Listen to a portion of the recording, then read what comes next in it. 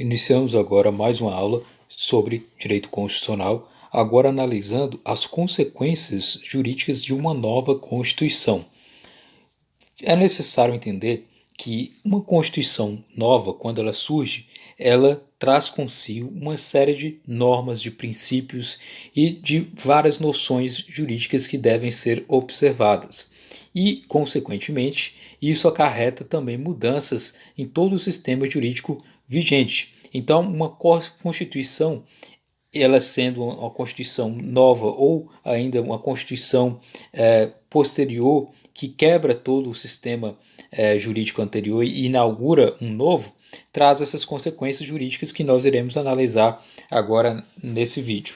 Existem várias consequências, aqui serão abordadas as principais e as mais recorrentes em se tratando do âmbito de direito constitucional. Então, quais são as consequências jurídicas de uma nova Constituição? O que isso repercute em todo o sistema, na sociedade, etc. Né? E aqui temos 4 tópicos que são importantes de serem analisados. O primeiro é a ideia de recepção, a ideia de repristinação, a ideia de desconstitucionalização e quanto ao grau de retroatividade aí das normas em se tratando aí do direito constitucional. Primeiramente, então, quanto ao tema recepção. Passamos primeiro aqui quanto ao conceito. O que é recepção? Recepção é a declaração de compatibilidade da norma anterior com a nova Constituição, ou seja, posterior a essa norma. O que isso quer dizer? Nós temos uma lei e essa lei foi vigente antes da nova Constituição. Então, o exemplo claro, em 1988 nós tivemos uma nova Constituição. Porém, existiram normas anteriores, leis anteriores a essa Constituição. Como é que vai ser analisado esse fenômeno de compatibilidade, se essa lei anterior ela é compatível com essa Constituição ou não? Ou seja, todas as normas infraconstitucionais elas têm que estar em grau de compatibilidade com a Constituição, já que a Constituição ela é o topo do ordenamento jurídico em termos de compatibilidade, né? E todas as normas infraconstitucionais que são consideradas abaixo dela, inferiores, devem essa compatibilidade. Então a Constituição ela vai nortear as normas infraconstitucionais. Essa norma antes dessa Constituição pode passar aí por um filtro de compatibilidade, se ela será considerada válida ou não diante dessa nova Constituição.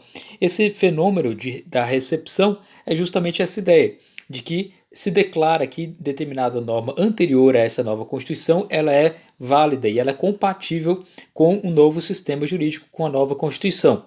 A ausência da recepção ela implica uma revogação dessa norma, ou seja, se determinada lei ela é anterior à Constituição e ela não foi aceita, não foi recepcionada, ela é revogada, ela não tem nenhuma validade e, portanto, aí, não será considerada no ordenamento jurídico. E quais são os instrumentos de controle para avaliação aí, dessa recepção? Por falta de previsão, não se admite o controle de constitucionalidade para ação direta, a chamada ADI. Né? Então, o instrumento para análise se uma norma ela foi recepcionada ou não, a doutrina e a jurisprudência entende que é uma ADPF, Arguição de Descumprimento de Preceito Fundamental. Então, através desse processo jurídico, né, na arguição de descumprimento de preceito fundamental, que tem todo o procedimento próprio, lá se discutirá a recepção. Então, se eventualmente alguém questionar se determinada lei antes de 1988, com a nova Constituição, ela é válida no nosso ordenamento jurídico, essa pessoa tem que entrar com a ADPF, Arguição de Descumprimento de Preceito Fundamental. No caso aqui, verificando os legitimados constitucionais para isso, né? Então, essa é a ideia da recepção, a compatibilidade da norma anterior com a nova Constituição que é posterior a ela. Mas quais requisitos para essa recepção, para que uma norma anterior seja aceita pela nova Constituição?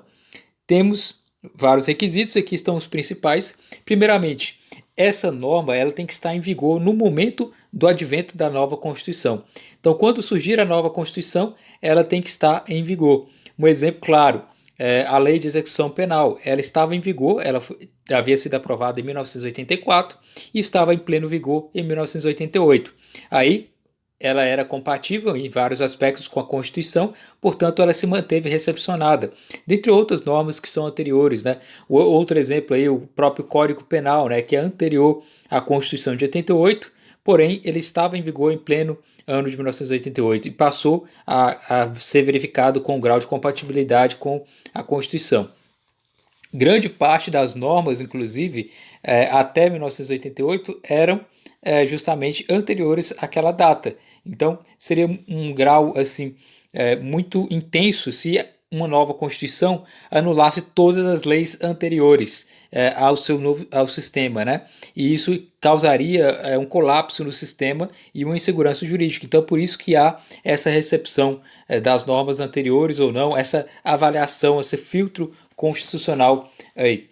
Outro requisito é não ter sido inconstitucional, ou seja, essa norma anterior à Constituição nova, ela não pode ter sido declarada inconstitucional durante a vigência do ordenamento jurídico anterior, ou seja, não poderia ter ocorrido um grau de incompatibilidade com aquela Constituição daquela época com essa norma, porque seria então uma norma inconstitucional, portanto não válida para efeitos jurídicos naquele sistema anterior.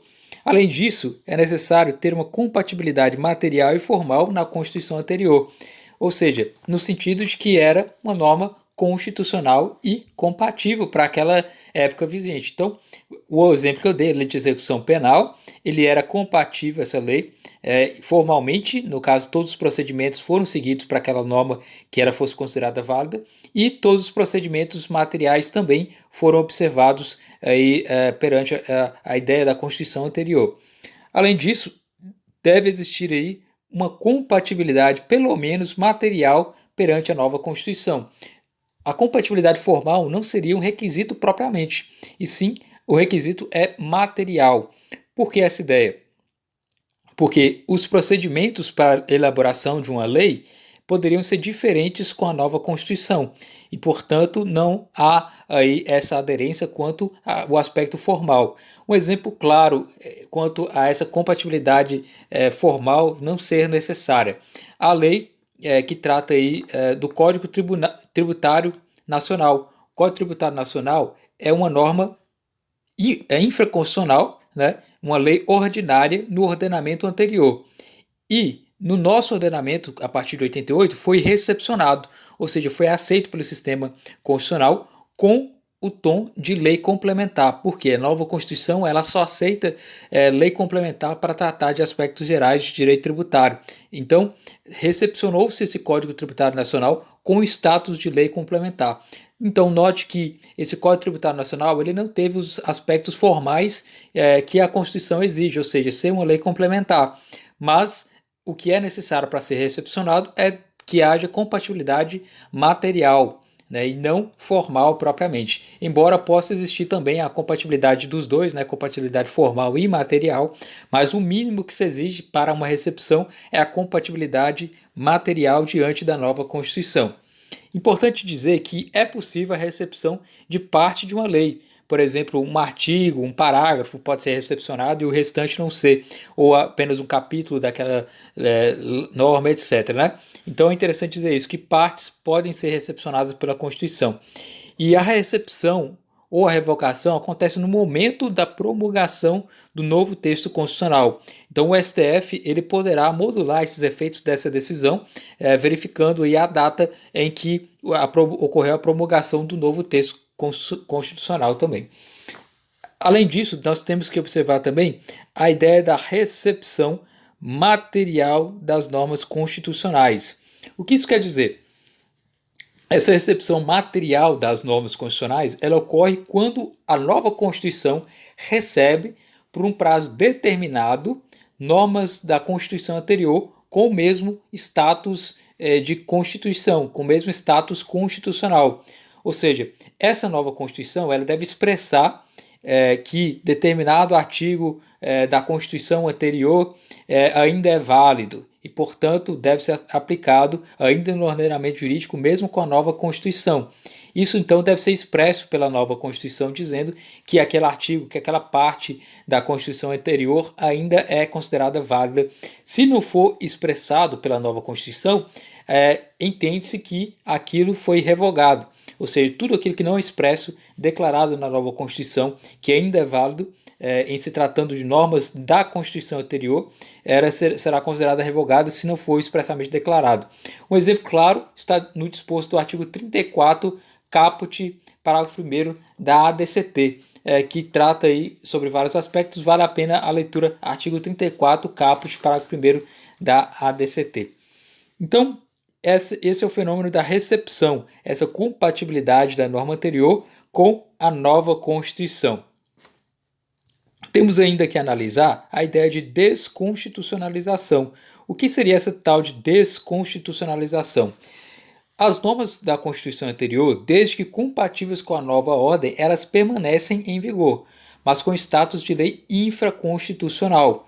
O que isso quer dizer, então? Que normas da Constituição anterior, se elas forem compatíveis com a nova ordem, elas perdem o status de algo que é considerado constitucional e passa a ter o status de lei infraconstitucional. É diferente, por exemplo, da recepção material das normas constitucionais, onde na própria Constituição diz que a Constituição anterior mantém determinados aspectos, em determinados artigos, ainda o status de constitucional. No caso da desconstitucionalização, essa norma da Constituição anterior, ela sendo compatível, ela perde o status de constitucional e passa a ter o status de lei infraconstitucional. As normas da Constituição anterior, elas são recepcionadas com status de norma infraconstitucional pela nova ordem. Esse fenômeno ele pode ocorrer, desde que seja também expresso pela nova Constituição. Então, a nova Constituição pode manter o status de determinados artigos da Constituição anterior, ou a nova Constituição pode ainda manter aquela norma anterior da Constituição, porém com status infraconstitucional. Então, mantendo esse status infraconstitucional, é o chamado de desconstitucionalização. A norma deixou de ser constitucional, passou a ser infraconstitucional com o surgimento de uma nova Constituição. Temos ainda a ideia quanto ao grau de retroatividade, que é um tema bastante importante. Qual o grau de retroatividade? O quanto que essa norma da nova Constituição pode valer para aspectos, para fatos, para direitos anteriores a essa Constituição. Isso é muito importante porque, um exemplo claro, uma pessoa se aposentou em 1985 e surge uma nova Constituição em 1988. Como vai ficar a situação dessa pessoa que se aposentou naquela data, 3 anos antes da nova Constituição? Ela vai perder seu direito de aposentadoria? Ela vai perder tudo aquilo que ela conquistou, tendo em vista novas regras com a nova Constituição? Isso é o que se debate aqui no grau de retroatividade. O quanto que uma nova Constituição pode atingir fatos consagrados, adquiridos, direitos adquiridos, atos jurídicos perfeitos, corte julgada, etc. Então, esse grau de retroatividade que é analisado. E temos aí 3 graus de retroatividades que, em geral, são analisados em se tratando de normas que devem ser verificados aqui para melhor entendimento quanto ao grau de retroatividade da nova Constituição. Nessa retroatividade máxima, a nova lei ela ataca fatos consumados, prejudicando a coisa julgada. Ou seja, essa retroatividade máxima ela pode prejudicar direitos adquiridos, coisa julgada, porque a nova Constituição ela pode atingir aspectos que já foram consolidados. Então essa seria a retroatividade máxima. Existe também a chamada retroatividade média, onde aqui a nova lei ela atinge efeitos pendentes de atos jurídicos verificados antes dela. Então, se há algo pendente, aquilo pode ser ainda atingido e pode ser modificado aí com essa retroatividade média. Então note, retroatividade máxima, ela simplesmente pode mudar todo o sistema e atingir até mesmo os fatos consumados. Na retroatividade média, atinge os fatos que estão com efeitos pendentes. Na retroatividade mínima, essa nova lei que surgiu atinge apenas os efeitos de fatos anteriores, verificados aqui após a data em que ela entrar em vigor. Então, aqui já é a questão da irretroatividade, ou seja, atinge apenas os efeitos de fatos anteriores, verificados após a data em que ela entrar em vigor. Então temos esses três tipos de retroatividades. E qual é a retroatividade da Constituição? Em que grau a Constituição pode interferir nesses fatos já consumados, né? Seria retroatividade máxima, mínima, média, ou mínima, etc. Máxima, média ou mínima, né? Qual o grau de retroatividade da Constituição? Aqui, o Supremo Tribunal Federal, na ação direta de constitucionalidade 493, tratou sobre o tema, né? Então, a ADI 493 tratou sobre esse grau de retroatividade da Constituição de 1988. E aqui temos duas ideias. Primeiro, quanto ao poder constituinte originário e quanto a todas as outras normas. Quanto ao poder constituinte originário, é importante ressaltar, o poder constituinte originário é aquele que inaugura a nova ordem constitucional, é o que institui a Constituição, e ele tem uma série de características, dentre elas ter o poder aí ilimitado juridicamente, não ser condicionado, ele é permanente. Então, o poder constituinte originário é aquele que, através de uma Assembleia Constituinte ou através de um poder que outorga essa Constituição, inaugura essa nova Constituição. E esse poder constituinte originário, quanto ao grau de retroatividade dele, ele utiliza aí, segundo o Supremo Tribunal Federal, a retroatividade mínima. Então, retroatividade mínima. A nova Constituição ela só atinge os efeitos de fatos anteriores, que são verificados após a data em que ela entrar em vigor.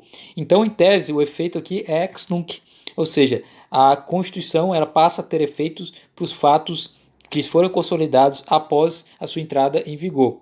Agora, se for expresso na Constituição, pode existir a retroatividade máxima ou até mesmo a retroatividade mínima, mas a regra é que a retroatividade é mínima, né? E se for expresso na Constituição, pode ser máxima ou média. Esse foi o entendimento, né, do Supremo Tribunal Federal nessa ação direta de inconstitucionalidade 493, né?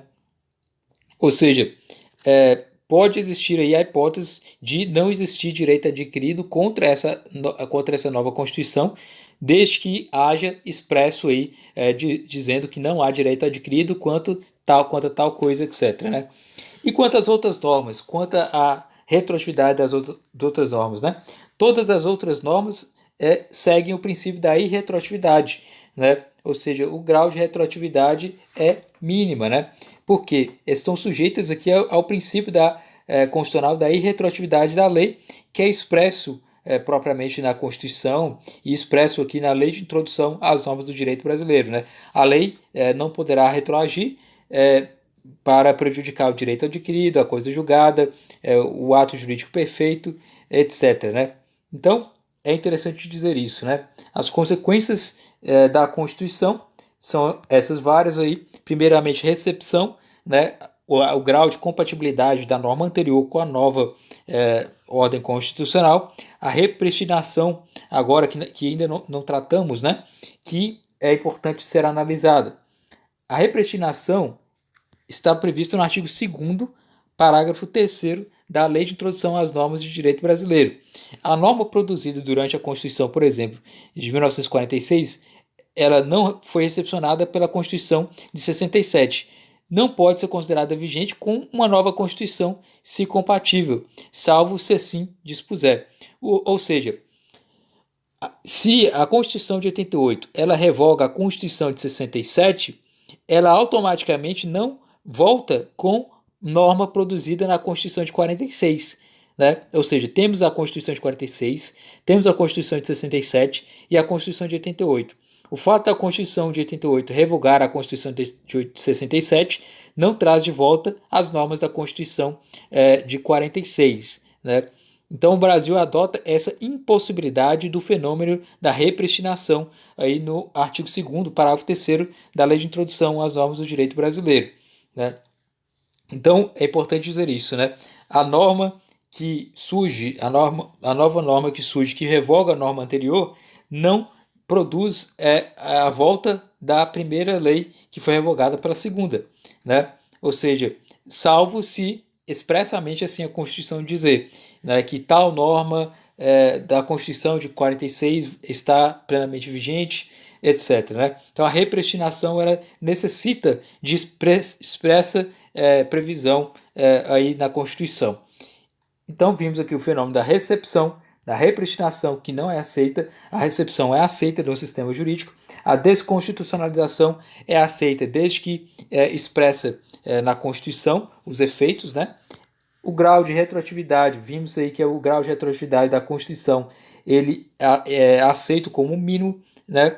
E temos, portanto, então, essas consequências jurídicas da Constituição. Um tema muito relevante e importante para entender aí aspectos jurídicos quanto o advindo, né, de uma nova Constituição e o que ela repercute para as normas anteriores a esse sistema, especialmente as constituições anteriores também, se as normas podem ser vigentes ou não diante dessa nova Constituição.